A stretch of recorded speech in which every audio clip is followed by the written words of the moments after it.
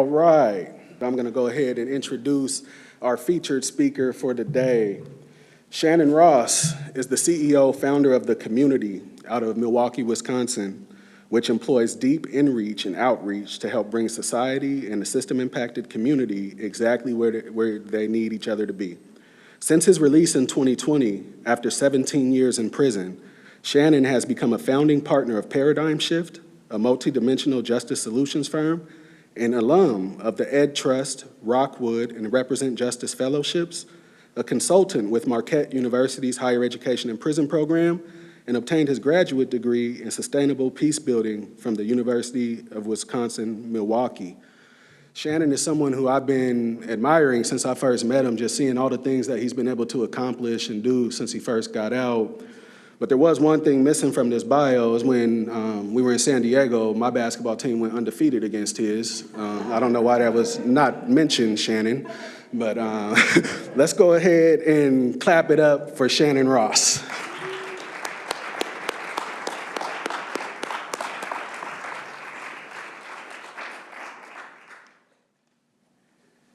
You got that happened. Well, that makes my beginning kind of difficult. I have to thank Omari for inviting me after that comment about the basketball. But no, I mean, genuinely, the program, it speaks so much to my experience, my story, and my passion in the work that I do. So the whole team, I see that OG Chris is here. I didn't know you were here, so I just saw you. So yeah, very much appreciate all the work that you're doing, and gratitude again for the invite. My name is Shannon Ross, and I also, as someone who spent 17 years in prison, I value and I experience time as if it's a physical thing, slipping away. So I also value your time, and I appreciate the attention that you are giving me today, and I hope it's some value to you today. I want to kind of start out because this is a thing where I'm supposed to be having all these good things I've done and write and tell you some insights that are valuable for your life and come as if I know all these things. But the reality is also that I'm a dumpster fire, right? And I think I want to start out with just acknowledging that anyone who you ever meet in life, don't ever think that they're anything more than, the same human that you are, right? And I have a story that recently happened that I think is really relevant to share in that regard. There's a line that I like about behind every great human is a dumpster fire, right? So like this is something that I kind of keep in mind, and I'm a great example of that as well.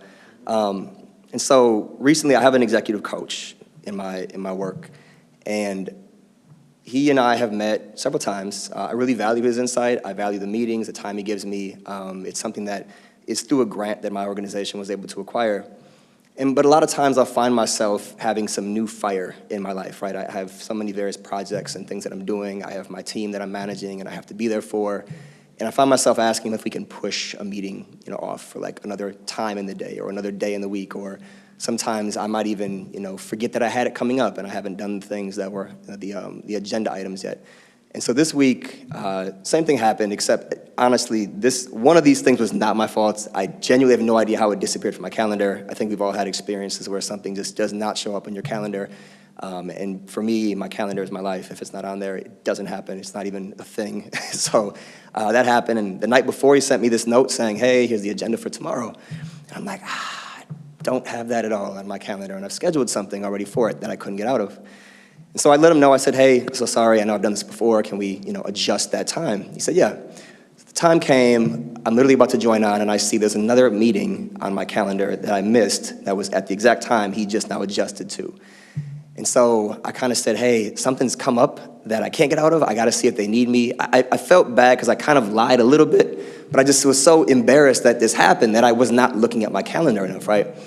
And so he let me, gracefully say, okay, yeah, go. Like, we'll meet in another hour. So another hour came, and I'm still on this meeting, and still in this meeting. And it finally gets to 18 minutes after, and I'm able to jump off and go meet him.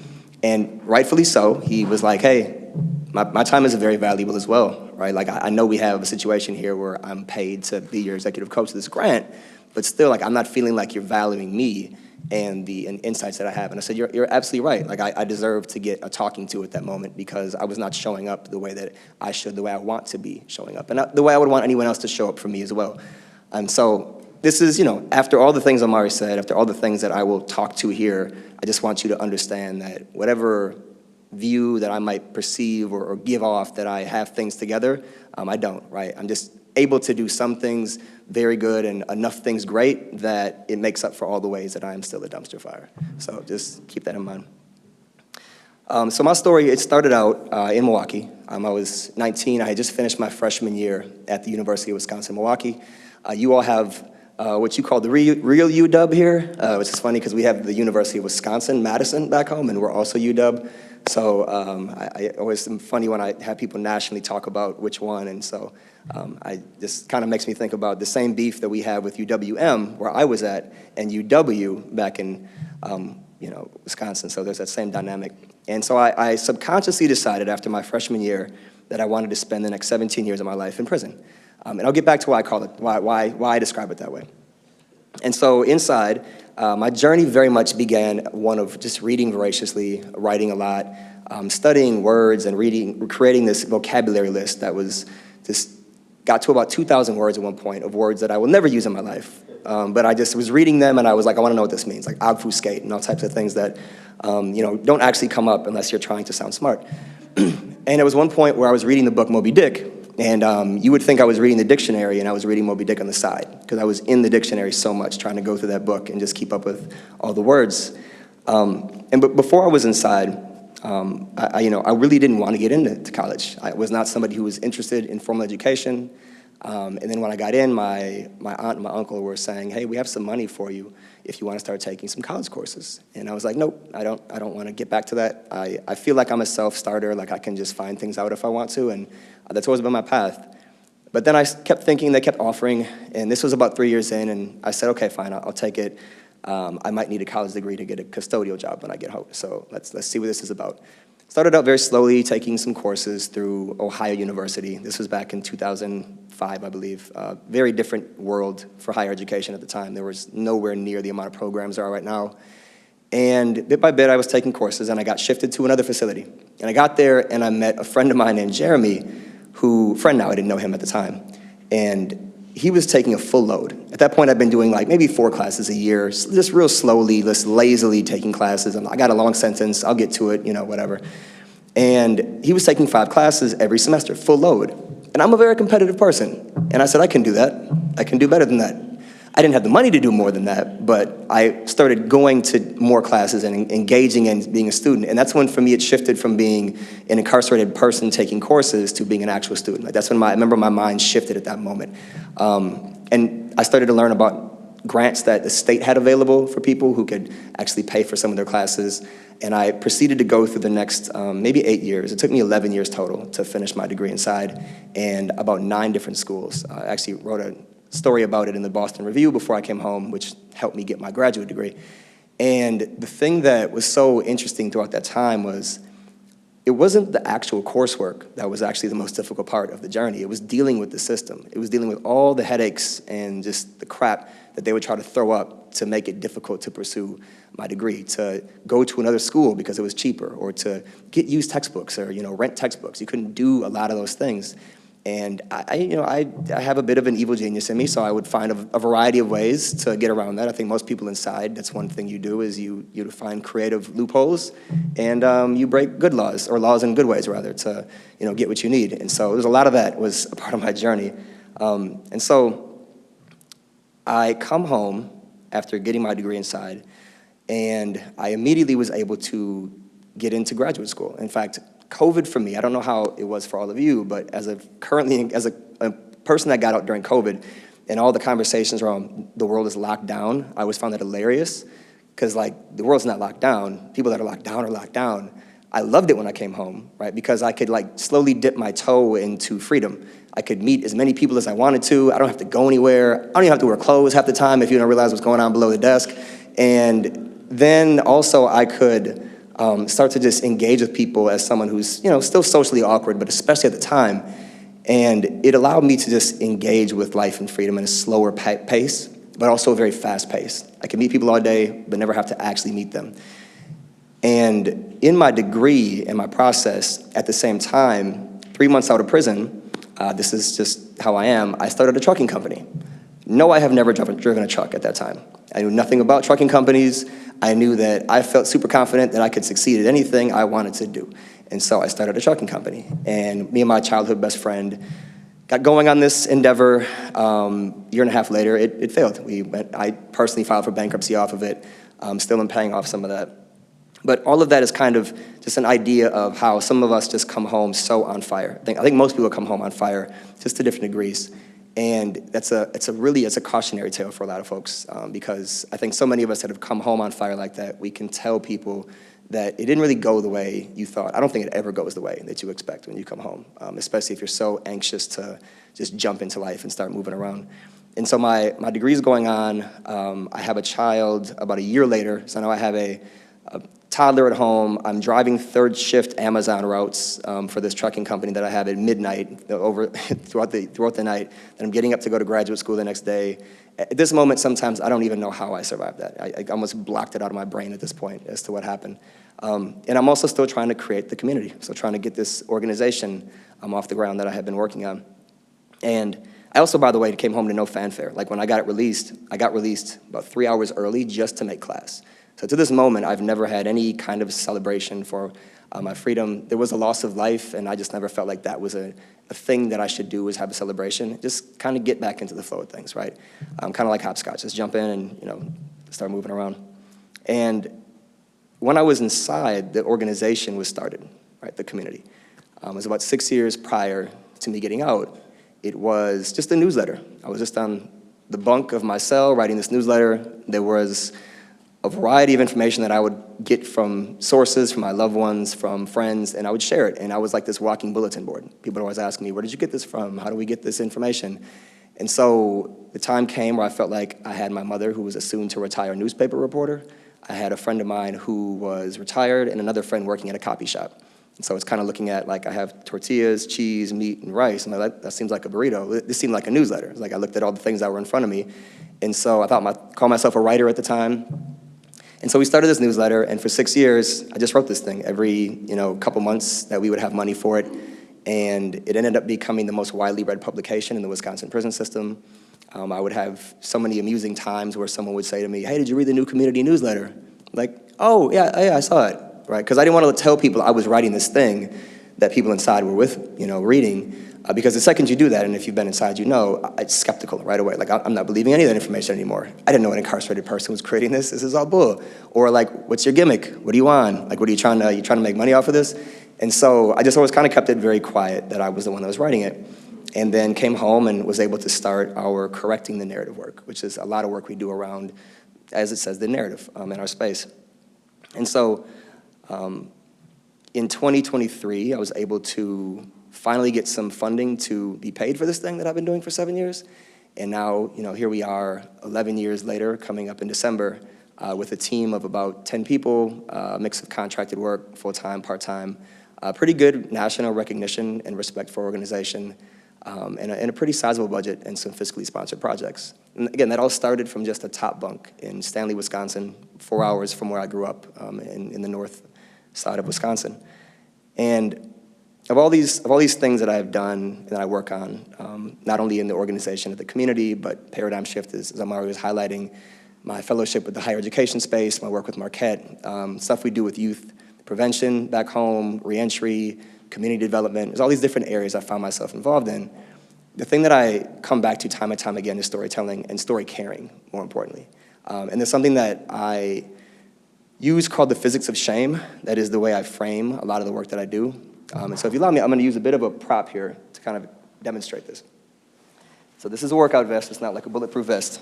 It's okay. And so everyone knows shame, right? Everyone knows something that they've done that they're embarrassed by, that they wish nobody knew, that had never happened. It's one of the few things I think that ties those of us that have a record in with the rest of society. Like, our shame is public. Our shame is something that everyone's supposed to be able to know about and be able to, discriminate towards you about, right? Not only is it legal, it's encouraged. So that's the difference between the shame that oftentimes we carry as people that are formerly incarcerated and general society. But shame is still something that's a common denominator. Everyone understands that, right? So if you can highlight a couple things that you think of as shame, I'm gonna start with one myself. So this weight represents regret, right? This is a weight that we all maybe carry. So there's some other items that you all can think of, that you think of when you think of shame.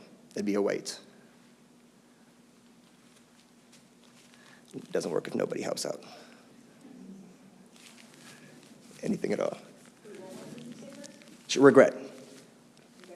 Embarrassment. Yep. So we're loose with the rules. You could literally probably say anything that's heavy, and so that's good. That's embarrassment. You got 2. You try and get 8. Any heaviness you can feel from like shame, anything that you can feel from the cause of shame. Yeah. Guilt. Good. Yep. Disappointment. Yeah. It's an embarrassment. Pain. Pain. Loss. Okay. That's good. Fear. All right, we got one more. Doubt. Perfect. So this vest represents kind of what it's like to have the emotional and mental baggage of shame, right? You wouldn't see people with the weight that they're carrying. You wouldn't go to the doctor and they'd weigh you and the doctor would say, you gained 40 pounds, right? That wouldn't be the case. But just as that's happening, people, when we have shame and we're carrying it in a certain way, it's like carrying that weight, right? And so in the physics of shame, that kind of ties into inertia. Inertia is what happens when there's too much mass that makes it too difficult to move or to progress. And so how do you remove that? How do you address that, right? If you carry this vest just on one arm around, right, it's gonna get unbalanced. Your arm's gonna get tired.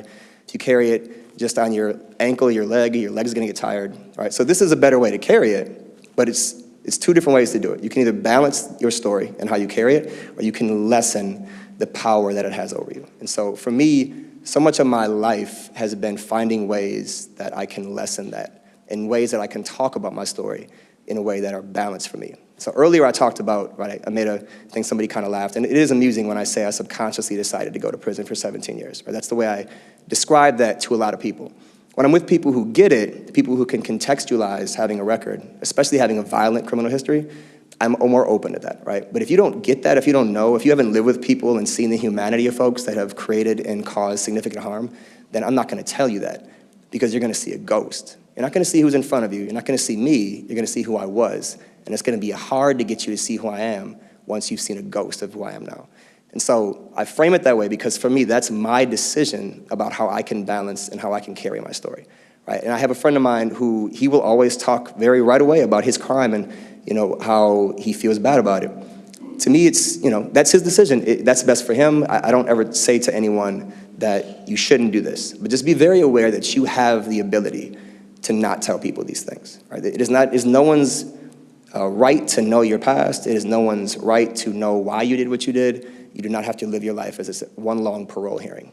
But we do this because we acquire this belief when we're inside that we have to atone the rest of our life to people, and we expect them to ask these questions. And what does that do? What does it do when you have this way that you're carrying your story and you go into social settings? It makes you less likely to want to go into social settings because you're thinking if someone's going to find out in an interaction, is very quickly they're going to ask a question or figure something out that's going to come back to, oh, you were in prison, what for, right, and why? So if you don't have a comfort with how to talk about that, it limits your way of operating in so many manners, right?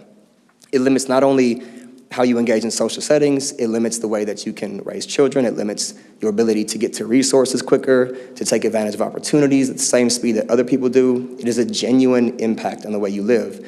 And so for me, I feel that story carrying is the scale of it, right? The understanding about story carrying is a foundational component for success, right? If you can't carry your story in the dark, quiet places, you can't tell your story in the light. And so this is a big part of why I think I've been able to step out and kind of talk more, because for a while I didn't really know what in my story, in my experience was of value.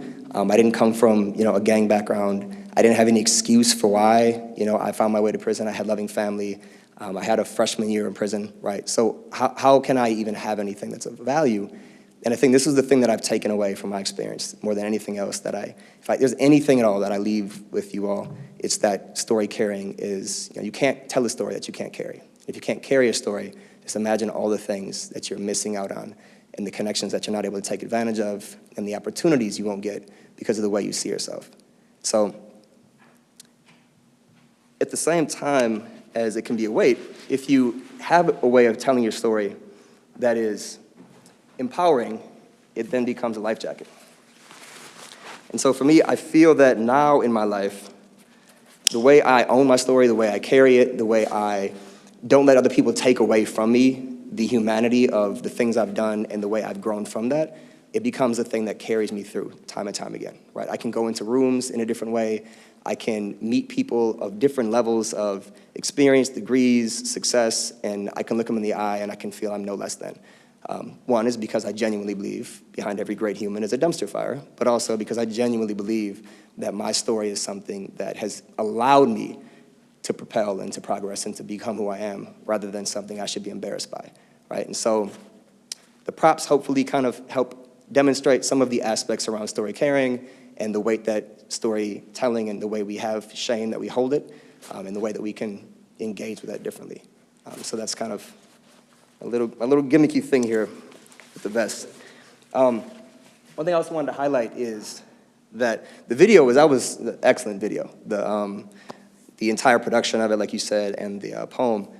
And, you know, he talked a lot about how we have to have this grit and this grind and in these situations where we're in school. And I think for myself, it's been a lot of also understanding that within that realm, I don't have to be who I thought I was and told myself I was when I was incarcerated.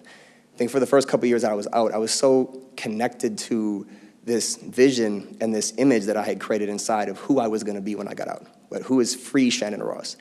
And at a certain point, I had to free myself from that idea because it was connecting me to things that were making me go down paths and commit to things that weren't actually helpful for me anymore. And so as much as we definitely need grit and grind and commitment and just making sure nothing's knocking us off of this path that we're on, we also need to be able to feel free to say, this isn't for me anymore, right? This isn't maybe where I once thought was gonna be my destiny that makes sense anymore. And so kind of freeing ourselves also from our story, freeing ourselves from a past description or definition or image that we had is also, I've found, very important for myself. Because there was a time when, you know, when I was driving Amazon trucks and had a toddler at home and was going through this enormous amount of overwhelm that I had, there'd be times I was driving around and I said, if I had a car crash right now, I'd be okay if I passed away. And so limiting those things kind of helped me get back some of my actual freedom and to live on this side of the fence in a way that, you know, I feel I have much more understanding of and a lot more balance in my life and, you know, empowerment. So thank you very much for that story.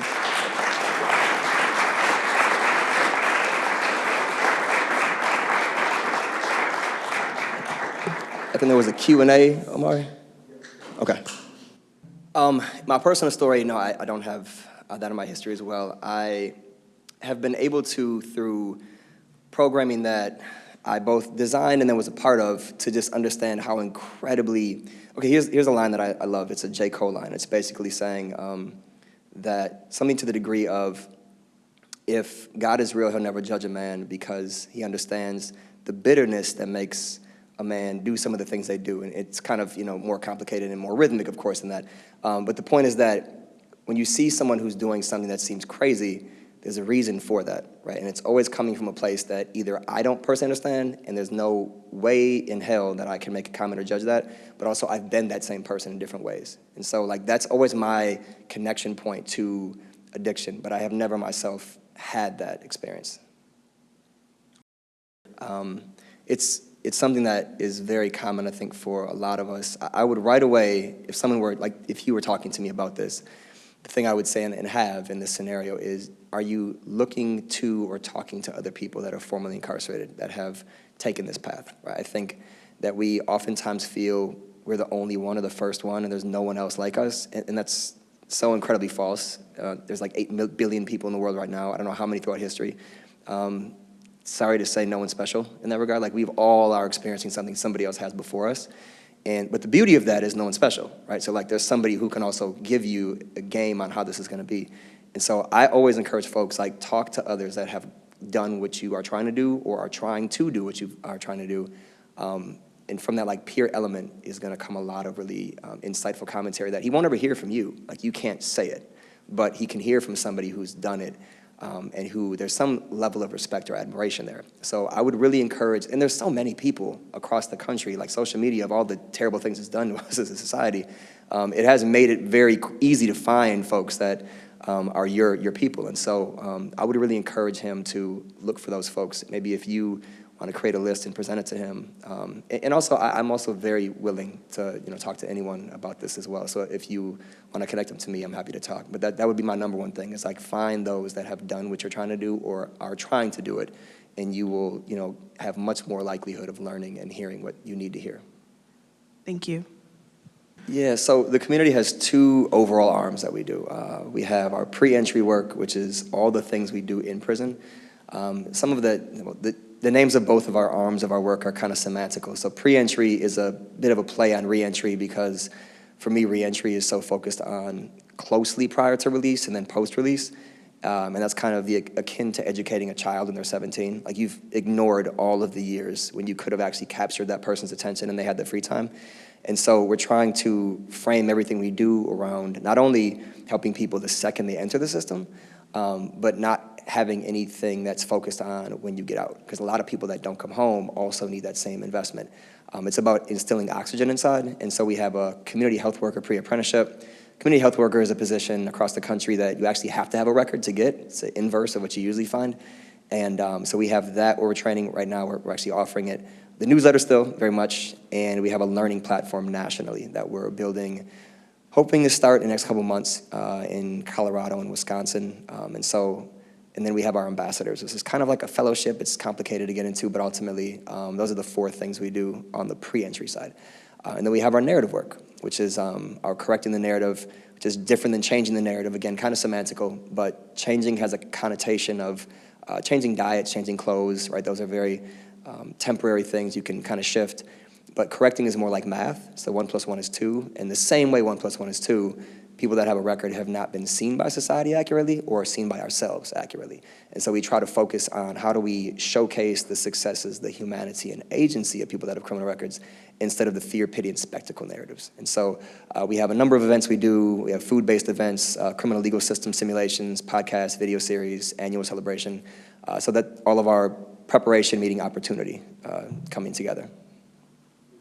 Sounds like you're saying, is there anything that I'm connected to or our organization does for people coming home, going into a situation where there's a child, and that adds such another level of responsibility to the already complicated dynamic of reentry?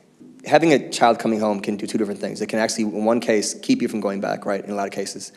But sometimes it can also make it much more difficult to succeed post-release, because you have this extra thing, this person, this whole life that you are responsible for, in addition to figuring out your stuff.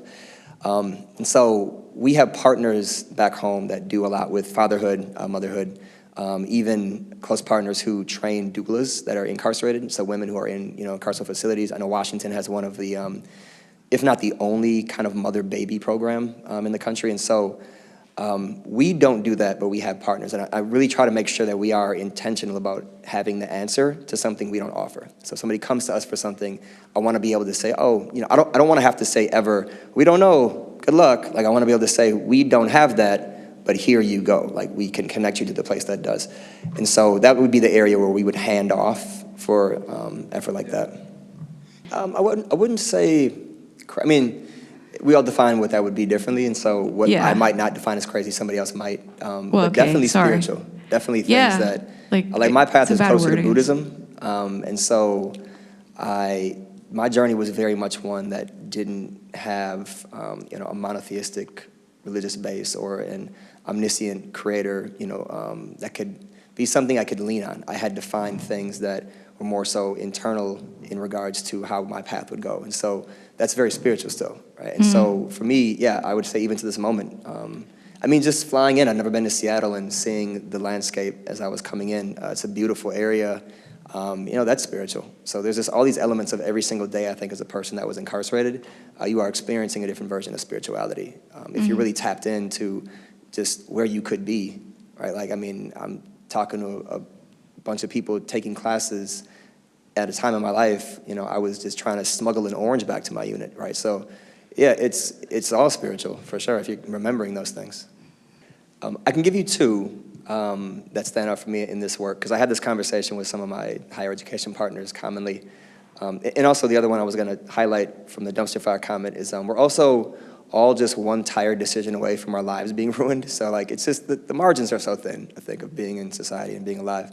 One is in a space where you have resources and you are coming from the university mentality, your degree is not solving anyone's life, right? Like that can never be the solution. It's not going to be the solution. That's for any student. The degree is a thing that can help you, but it is not going to change or solve your life any more than you are ready to. And so that's just one thing to kind of keep in mind. And the way I kind of expand from that is what you can do, though, in settings like this is resources have an incredible amount of connections and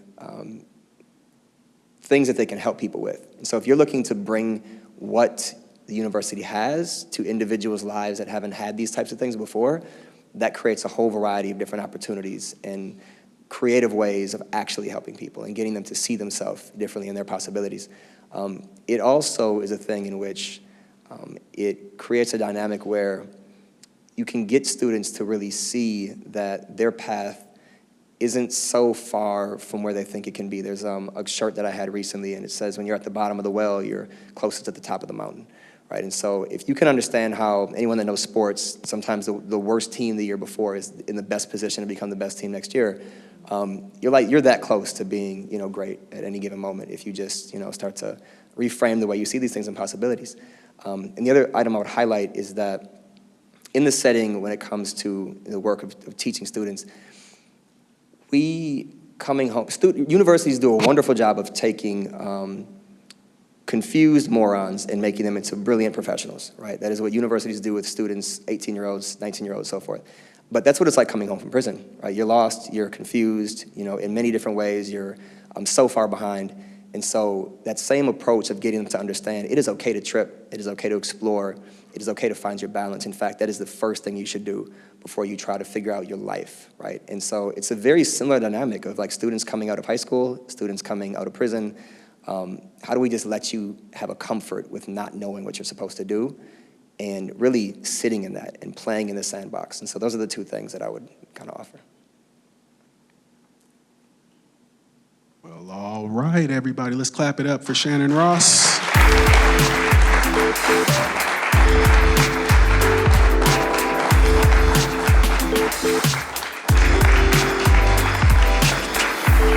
Thank you guys for being here.